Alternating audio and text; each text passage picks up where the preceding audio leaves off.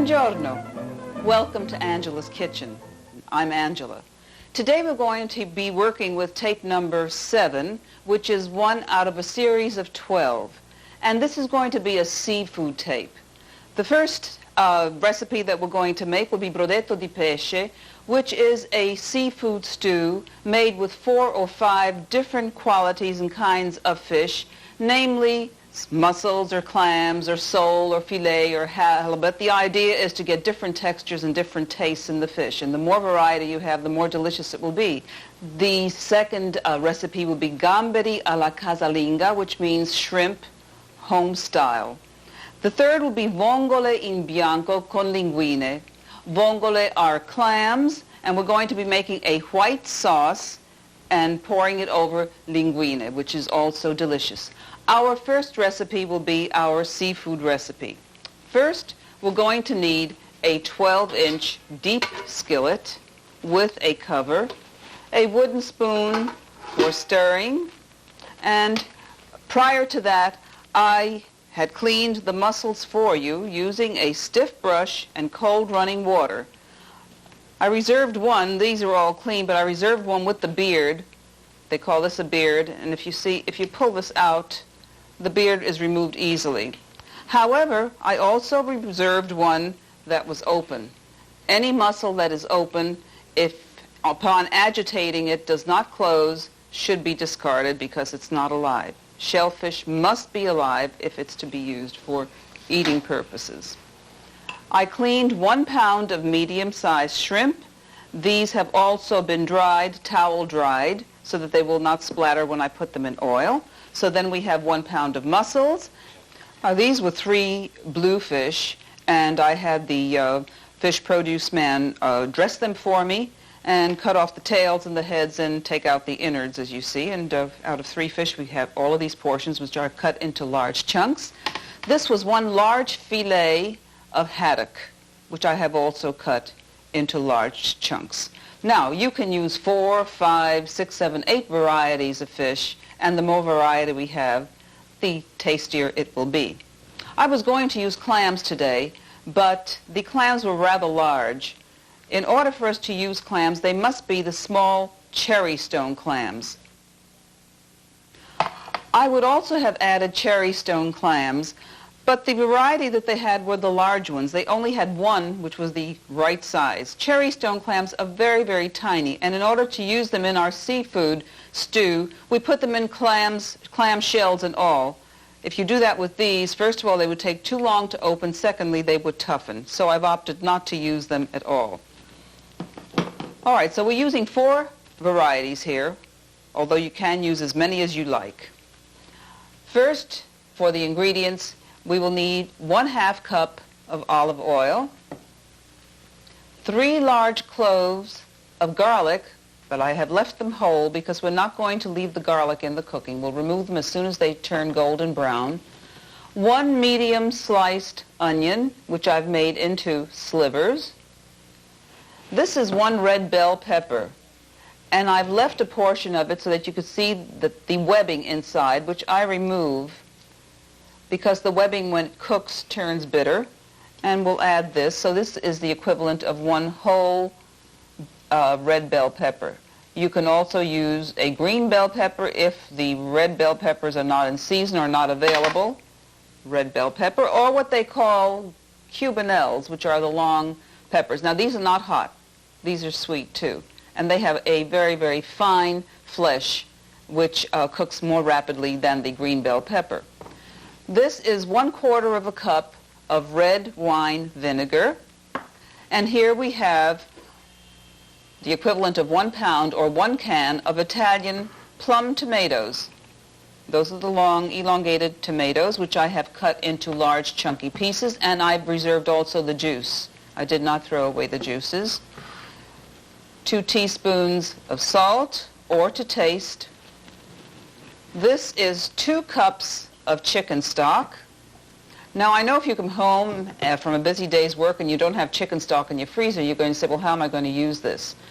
Well, you can buy chicken broth in your supermarket, which is good. Not as good, of course, as your homemade stock, but you can substitute it as well. in our tape number 3, we teach you how to cook chicken stock and beef stock. Then we have 1/4 cup of white wine, 4 or 5 sprigs of fresh parsley. Now here I'd rather not give you the option of using dry parsley. It just doesn't work as well in a seafood stew. So if you can, try to get fresh parsley. Pepper to taste, and about 1/4 teaspoon of your hot pepper, which of course you will use sparingly. If you don't care for it, you don't need to use it at all. All right, would you join me now at the stove?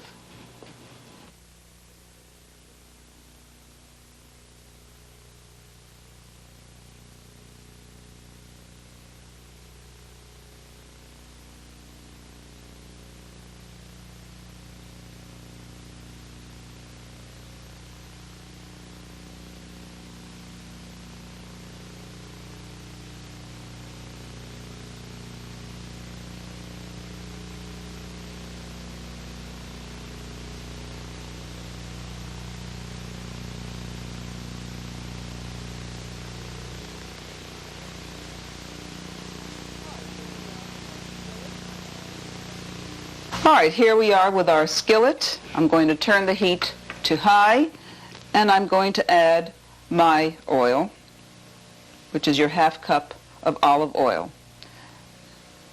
When this turns aromatic or starts dancing in the pan, it means it is ready, and we will then add our garlic.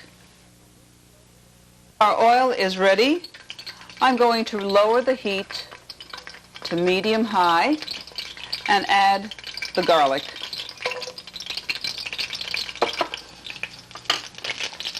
I'll move this around, the garlic around in the pan until it becomes a golden brown, but we're not going to leave it. We're going to remove the garlic. That is the reason for keeping it whole, like so. So just move it around so that it doesn't burn.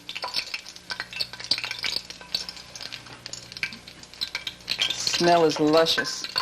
Here we are. Our garlic is a light golden brown, and we're now going to remove them.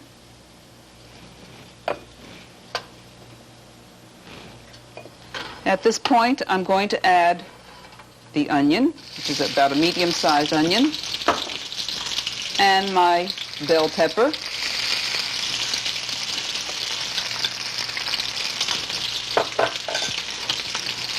And just have them cook just enough until there's just a glaze to them. We don't want them cooked or browned at all. So stir them nicely and mix the pepper with the onion.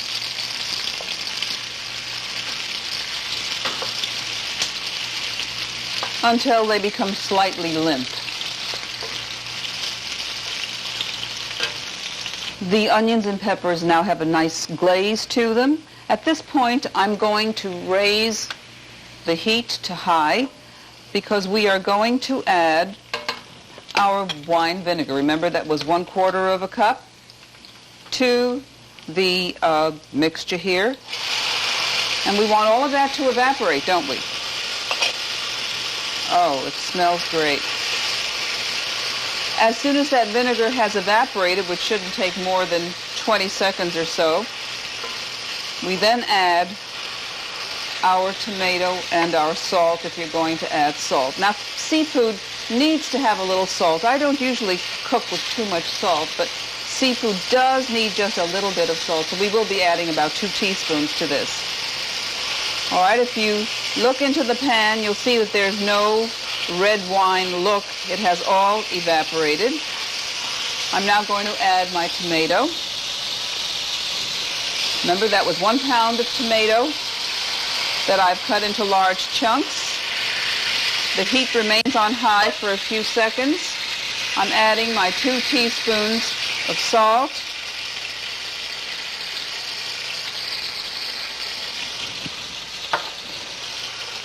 And what you can do at this point, if you missed any of the tomatoes, if they're larger chunks than you like, you can just smash them down a little bit.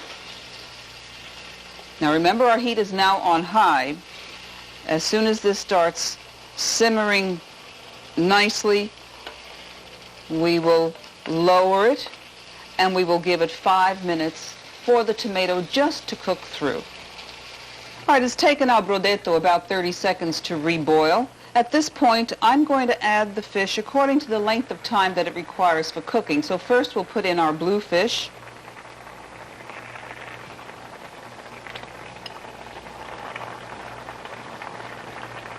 And we're going to give this 3 minutes to cook by itself, uncovered.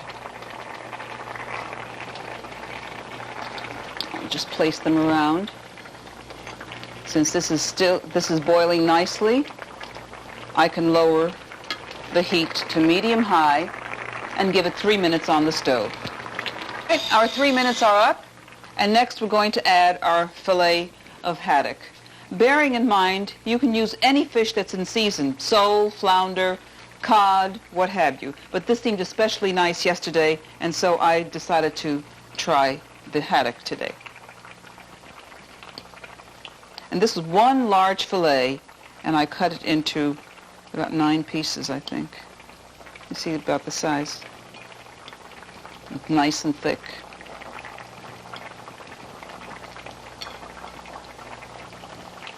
We're going to give this 2 minutes uncovered.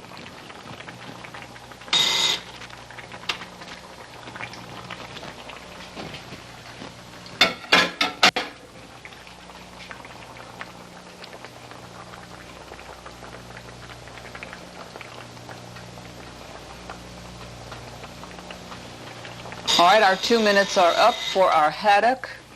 At this point, we're going to place the mussels here and there wherever there's a little spot. Now you'll notice that I do not handle these fillets too much. I can move them around a little bit because since they don't have the skin and the bone, the flesh will just flake. So just leave it where it is.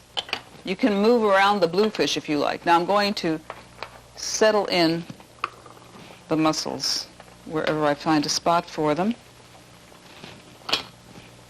At which point we're going to cover them and wait until they just barely open, because we don't want them cooked through completely, just until they are barely open. Find a little spot in here, and let's see. There's a spot. I'm going to time this for about 3 minutes and cover it. All right, let's see what happened to our mussels. There they are, you see. They're beginning to open. I'm now going to add the shrimp.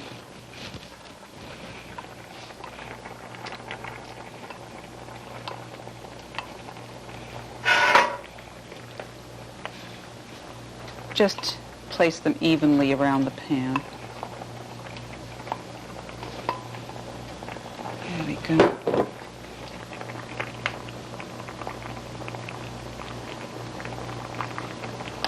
Now we're going to cover these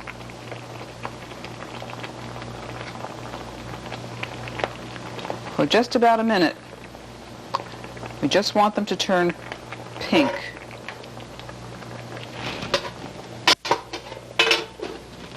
All right, our minute is up. Now while we were timing this, I was turning the shrimp so that the other side would get pink too. But you see, they all have turned pink. Now if you find some that's still a little gray, just turn them over and they will get pink during the last 5 minutes of covered cooking. At this point, we add the 1/4 cup of white wine.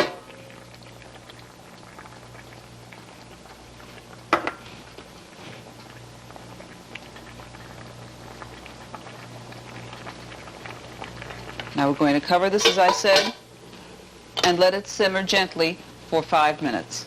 There you are. Our 5 minutes are up. We uncover our brodetto. Turn off the heat. Add your 1/4 teaspoon of red pepper if you like. And I like. And then your fresh parsley. And this is the flat, broad Italian parsley, but if you can't find it, the curly parsley will do as well. Now this is turned off. Remove it from the heat. Now if you've noticed, I've gotten a large serving spoon here. Actually, it's just a flattened ladle. The reason being that I don't want to bruise the fillet, which is very delicate. And spoon out a little of each of the varieties of food. Here we have the mussel.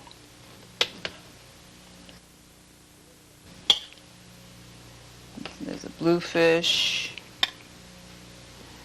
And some more mussel.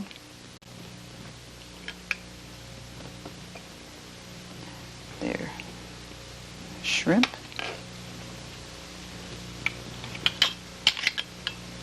There you go, some of the tomato. And come join me here. Ecco, il brodet di pesce. Doesn't that look wonderful? Now this, and you've got to have crusty Italian bread, cheese, and fruit, and a glass of white wine. Heaven.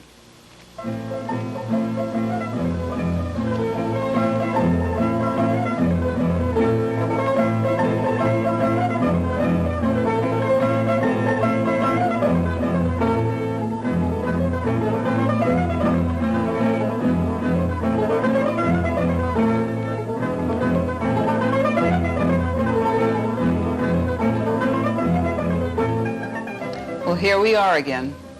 We're now going to make gamberi alla casalinga, which means shrimp family style.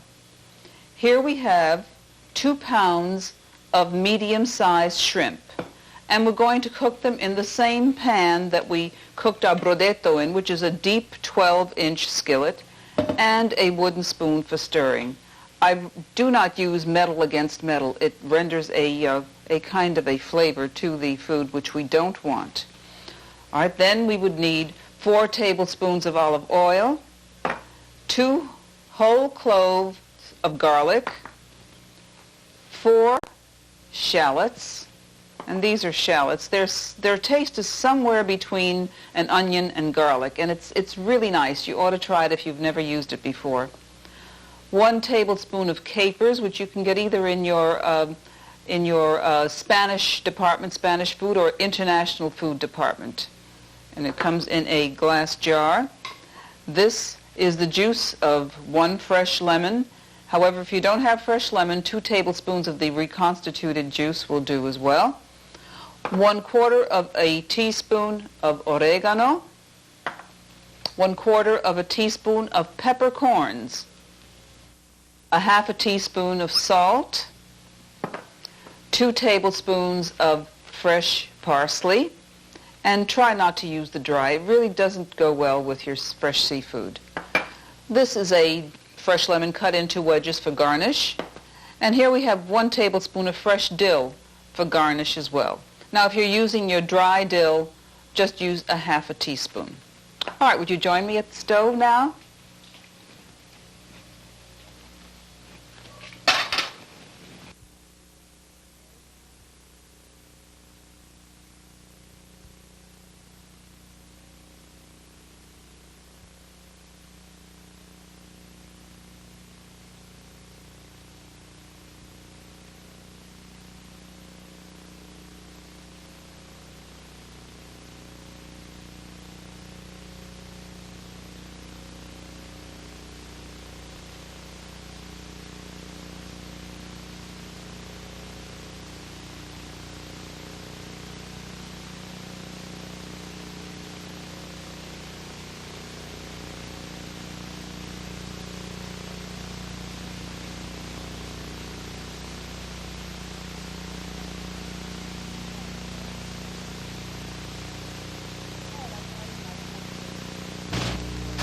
All right, I'm adding my 4 tablespoons of olive oil to the skillet.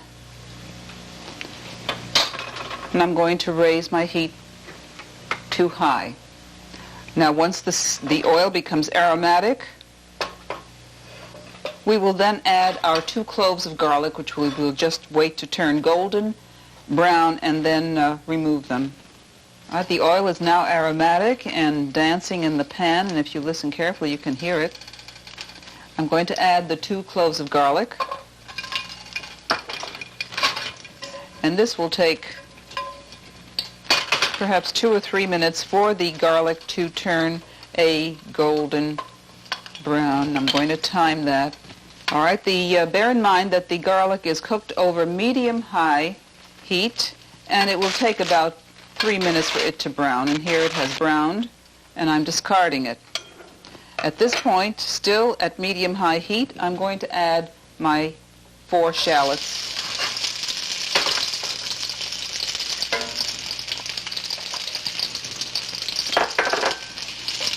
Now these should take about 2 minutes to become glazed and limp. We do not want them to become brown.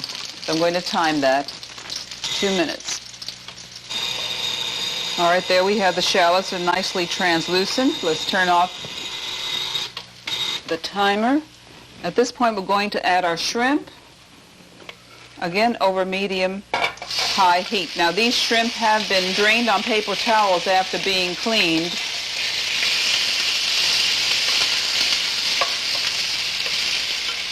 What we're going to do is have them turn pink and make sure that the pan is large enough so that they're not many layers one over the other. This is why I'm using this larger skillet. And just keep turning them. Remember, medium-high heat. We don't want high heat on shrimp. They become tough. And as soon as they turn pink, I'm going to add the capers and wine. And they're already turning pink, aren't they? Keep turning them over from underneath so that the top shrimp will touch the pan as well.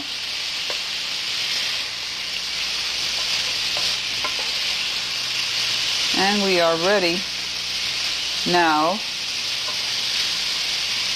for our capers. Remember, this is what they look like. These are preserved in brine, so they are quite salty. So if you are watching your salt intake, you might not want to add that 1/4 teaspoon of salt. Give them a stir. Add your juice of 1 lemon. Give it a stir.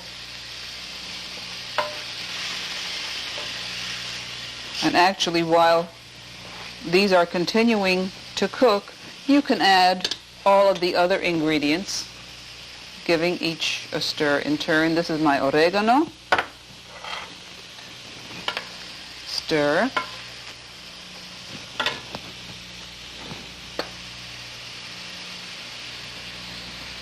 This looks like some stuck in the pan, in the little container, doesn't it? There, I think I've got it all out now. My black peppercorns. And stir.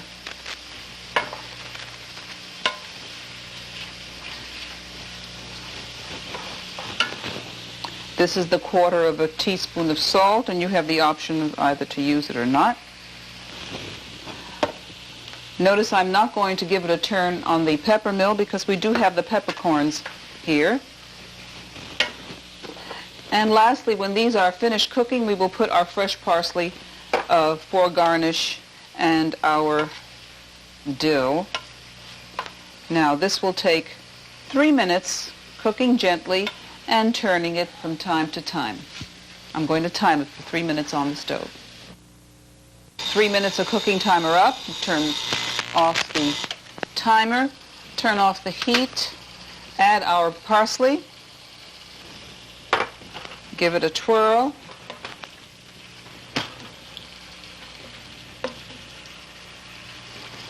Put it into our serving platter.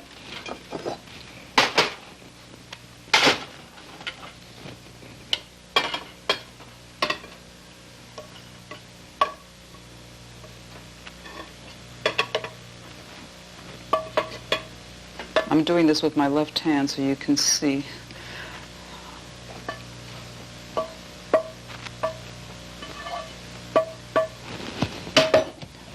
All right, we now garnish this with some fresh dill. Again, opt for the fresh if you have a choice. But a half a teaspoon of the dry you might want to use. Then we're going to garnish it further with our lemon. Così.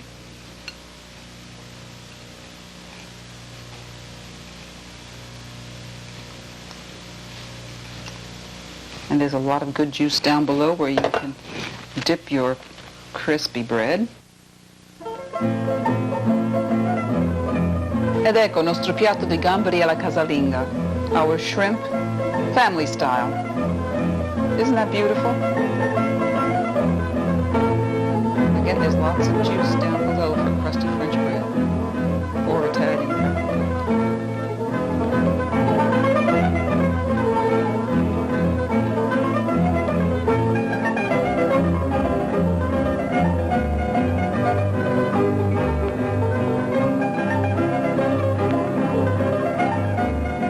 Here we are again. Now we're going to make vongole in bianco con linguine. Linguine, as you know, is a pasta which is flat, long and flat. It's like a spaghetti except that it's crushed because the seafood is more nicely absorbed in the flat noodle and it lends itself nicely to seafood. And in order to prepare our vongole or our clam, which is what this is, a white clam sauce, we're going to need several things. First of all, I have pre-steamed the clams. What I did was put 2 tablespoons of olive oil and 2 tablespoons of water into the pan, and I placed the closed clams around so that each of them touched the bottom of the pan.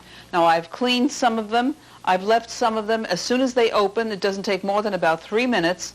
You open it the rest of the way with a knife. You don't want them to open this far or your clams will be tough. So as soon as they just slightly open like that, then you pry it open with a knife as soon as they are cool enough to handle. So that in the recipe I will be calling for 6 tablespoons of olive oil, 2 tablespoons of which would be used for the clams. Now in order to make our sauce, we're going to use a deep skillet, and I'm using this time, although an aluminum one will do as well. We're going to need a strainer with a clean hanky, which I have wet with water, and I've wringed it out, only because if you're just using it with a dry hanky, much of your sauce is going to be taken up by the dry hanky, so wet it so that none of the sauce will be lost. And that will be strained into this bowl. We need an 8-quart stock pot for water for the spaghetti, which I have already filled. This is 8 quarts. I've filled it up to 6 quarts down to the lower nail heads down there. We'll need a colander for straining the spaghetti. And that's about all so far as utensils are concerned, except that we use a wooden fork for the stirring of the spaghetti, and of course a wooden spoon for mixing the ingredients in your pan. Now let me show you what we do with the clams.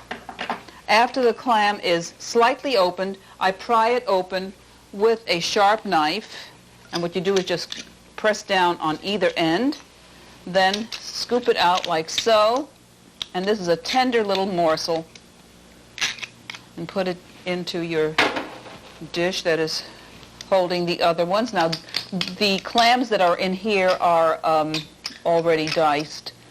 I'm just using these 3 now to show you how that is done.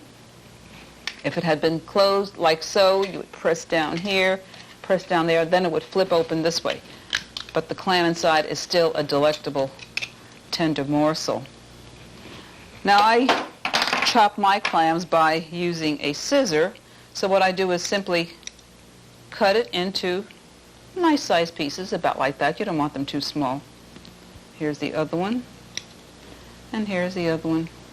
The rest of them are already cut. What I did then was take whatever liquid remains at the base of the clams.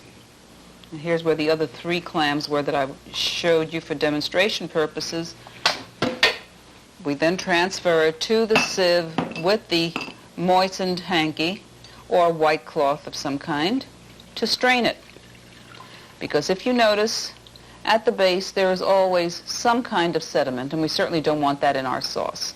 And you see, it is being strained nicely through that hanky and sieve, and it's very convenient to do it this way, I find. Now, while that is happening, we'll set this aside, and I will show you the ingredients that we are going to use in our sauce. Besides our clams, which are about 2 pounds of clams, the yield is not very great, as you see, because it's mostly clam shell weight, but it's enough to make a delicious white clam sauce for 1 pound of linguine, and we are also adding soup stock, which of course will increase the amount that we have. This is 6 tablespoons of olive oil, but we will be only using 4 tablespoons in our skillet. The other 2 tablespoons, as you remember, go into the steaming of the clams. We will need 2 cloves of garlic, 1/4 cup of white wine, 1/4 teaspoon of thyme, 1/2 teaspoon of salt, 1/4 teaspoon of hot red pepper, which of course is optional. If you do not like it hot, just don't add the red pepper. 1 tablespoon of fresh parsley flakes, again, don't use the dry, and 1/4 teaspoon of paprika, and this is 2 cups of chicken stock.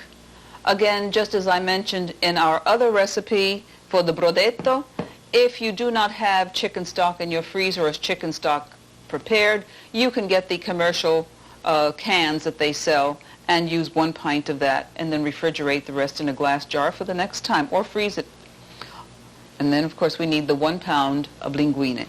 These are imported. They come from Abruzzi, Italy, which is the region from which my parents come, and it is made of pure semolina, which is the hard durum wheat. It has not been refined in any way, and takes a little longer to cook, but it's delicious. All right, would you join me at the stove?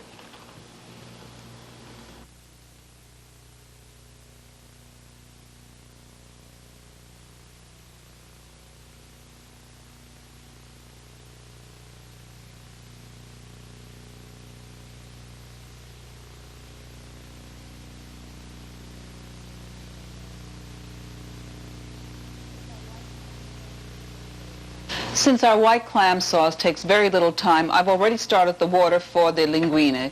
And as you remember, this is an 8-quart stock pot, and I've filled it up to the nail heads, which would be about 6 quarts of water, which would give us plenty of water for the linguine to cook. I am covering it so that it'll boil more rapidly. Now, I've removed 2 tablespoons from the 6 original tablespoons that I said I was using to steam the clams. I'm going to add this to our skillet. This is 4 tablespoons of olive oil. Raise this to high and wait for the oil to become aromatic and to dance in the pan before we add our garlic. Again, we're not going to use the garlic in the dish, just enough to give it its aroma and flavor. We'll remove it as soon as they have become a golden brown. The oil is ready, and I'm lowering the heat from high to medium-high, and I'm adding the 2 cloves of garlic. And this just take a short time for the garlic to brown. You can hear the oil sizzling, so it's nice and hot. Do not allow the garlic to burn. The garlic is a golden color. I'm now going to remove both the cloves and add the 1/4 cup of white wine.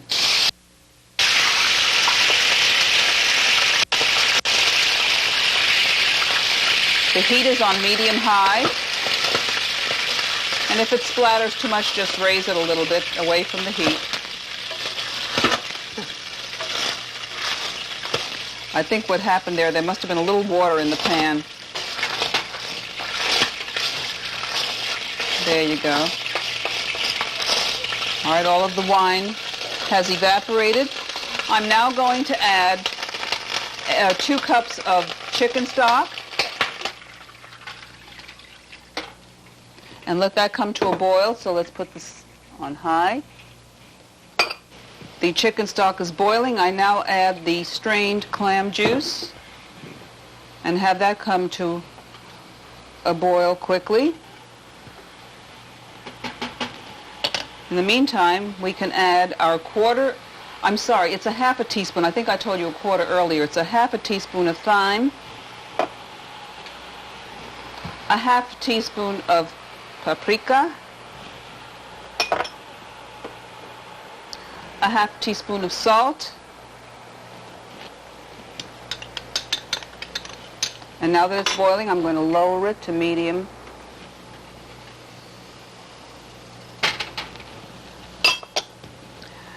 The hot pepper, which is a quarter of a teaspoon of pepper if you like it. And what we're going to do now, believe it or not, is turn off the heat. Add our clams. See how easy that is? It's still boiling. Now if you have a gas stove, you may want to use a little bit of heat, but since the electric stove stays hot, this is hot enough to accommodate the clams that we've put in so that they don't get hard. It's still simmering. If you see it from here, there's still teeny tiny bubbles. At this point, I will add parsley.